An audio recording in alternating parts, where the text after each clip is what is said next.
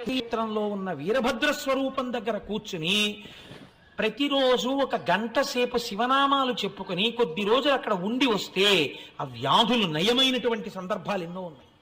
అక్కడ ఉన్న వీరభద్రమూర్తిలోంచి అటువంటి శక్తి ప్రసారం అవుతుంది అని పెద్దలు చెప్తారు.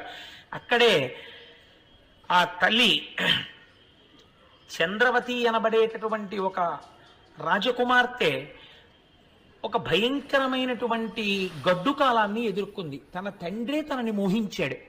ఆమె పరిగెత్తి శ్రీశైల క్షేత్రాన్ని చేరుకుని కృష్ణానదిని దాటి ఇప్పటికే పచ్చల బండ అని పిలుస్తారు. అందుకే శ్రీశైల మల్లికార్జునుడే శపించాడని కొందరంటారు, ఆమె శపించిందని కొందరంటారు.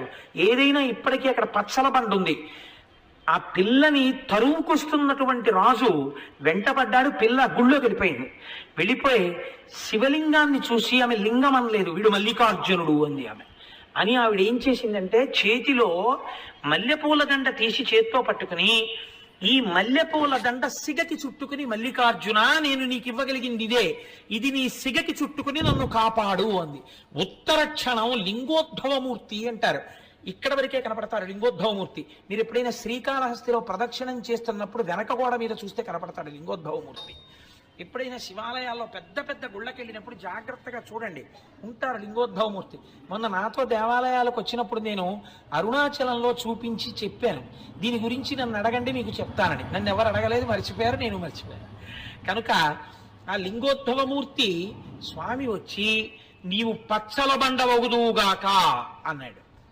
ఎంతటి దుష్కృత్యము చేశాడో ఇప్పటికీ మనకి నిరూపిస్తూ ఆ రాజు పచ్చల బండ ఇప్పటికీ అక్కడ పడున్నాడు. ఈవిడ ఇచ్చినటువంటి మల్లికా పుష్పముల దండని తన సిగకి చుట్టుకుని మల్లికార్జున అని వేరొక మారు పిలిపించుకున్నాడు స్వామి. కాబట్టి అనేక రకాలుగా ఇంకా మల్లికార్జున నామము సుస్థిరమైపోయింది అక్కడ. ఇక్కడే వృద్ధ మల్లికార్జునుడు అని ఒక మల్లికార్జునుడు.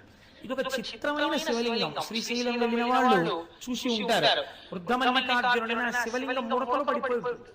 బాగా జర్జరీభూతమైన శరీరం ఎలా ముడతలు పడిపోతుందో అలా ముడతలు పడిపోయి ఉంటుంది. ఆ ముడతలు కూడా చూడండి బాగా ముసీలి వాళ్ళు అయిపోయిన తర్వాత రక్తం తగ్గిపోతుంది శరీరం.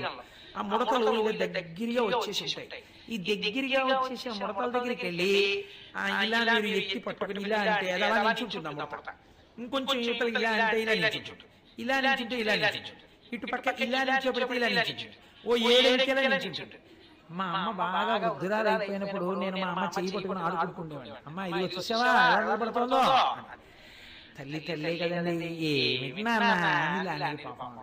కాబట్టి అలా ముడతలు పడిపోయినటువంటి శరీరం ఎలా ఉంటుందో వృద్ధ మల్లికార్జునుడు కూడా అలాగే ముడతలు పడిపోయి ఉంటాడు. ఈ మల్లికార్జునుడు ఎప్పుడు వెలిశాడో అని మీరు అడిగారు అనుకోండి, దానికి సాధికారికంగా ఏమీ చెప్పరు. కానీ అసలు అక్కడ జరిగినటువంటి విచిత్రం ఒకటి ఉంది. మహీశ్వర మహారాజు అని ఒక మహారాజు గారు ఉండేవారు. ఆయనకు ఒక కుమార్తె ఉండేది. ఆమె శంకరుడి యొక్క సౌందర్యాన్ని ఉపాసన చేసి, శంకర సౌందర్యం అంటే మాత్రం కాదు, ఈశ్వరుడు భర్తగా కావాలని ఎవరు ప్రకటన చేయరు. కారణం ఏంటంటే సాధారణంగా తండ్రిగా ఉపాసన చేస్తారు ఆయన. కాబట్టి ఆమె శివుణ్ణి మోహించింది.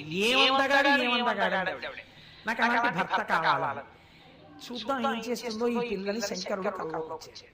మీరు విందురు కానీ ఎదురు అసలు శివస్వరూపం అంటే ఎలా ఉంటుందో చూద్దురు కానీ, అందం పార్వతీ కళ్యాణంలో వస్తుంది అప్పుడు విద్దురు కానీ. కనుక ఆయన ప్రత్యక్షమై అన్నాడు, నీకు నన్ను వివాహం చేసుకోవాలంటే శ్రీగిరి పర్వతం మీద ఉన్నటువంటి తెల్లమద్ది చెట్టు కింద ఉన్న మల్లె పొదలో ఉన్నాను, నిన్ను వివాహం అవుతాను. ఆడపిల్ల కదా కన్య కదా వస్తుందా చూద్దాం. ఆమె ఒక్కటే వచ్చేసి చెట్టుని పొదని వెతుకుతోంది. పార్వతీదేవి లోకంలో జగత పితరవు వందే పార్వతీ పరమేశ్వరవు అని చెప్తారు. ఈ బుద్ధి ఎప్పటి నుంచి వచ్చింది మీకు అని అంటే ఆయన అన్నాడు, కాదు కాదు ఆమె నన్ను అంత భక్తితో ఆరాధన చేసింది. ఇక్కడ వివాహం అనగా నేను ఆమె నాలోకి తీసుకోవడం అంటే అమ్మవారిని, ఓహో అందుకే వివాహం చేసుకుంటానని మాట ఇచ్చారా, అంత భక్తి ఉందా ఉపాసనలో అంది. అంటే నిజంగా అమ్మవారికి తెలియక కాదు, లోకానికి చెప్పడం కోసం ఆ పిల్ల భక్తి. అంటే శంకరుడు అన్నాడు, చూపిస్తాను చూడు ఎంత భక్తి తత్పరాలు అని. వెంటనే ఒక 96 సంవత్సరముల వృద్ధుడుగా మారిపోయాడు.